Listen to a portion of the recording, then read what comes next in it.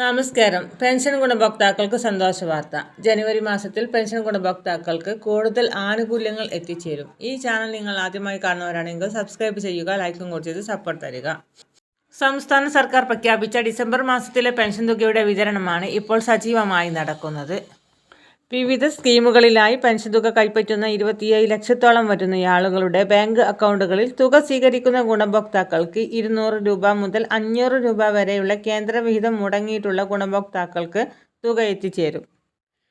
വിധവ, വാർദ്ധക്യ, ഭിന്നശേഷി പെൻഷനുകളിലായി 8 ലക്ഷത്തോളം വരുന്ന ആളുകൾക്കാണ് കേന്ദ്രവിഹിതത്തിൽ കുറവ് വന്നിട്ടുള്ളത്. ആ തുക വൈകാതെ തന്നെ എത്തിച്ചേരും.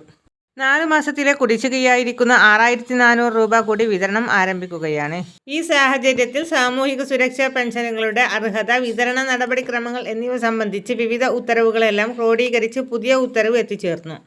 വിവിധ സ്കീമുകളിലായി പെൻഷൻ തുക കൈപ്പറ്റുന്ന ഗുണഭോക്താക്കൾ നിർബന്ധിത സർട്ടിഫിക്കറ്റ് ഹാജരാക്കണം എന്നുള്ള അറിയിപ്പാണ് വന്നിരിക്കുന്നത്.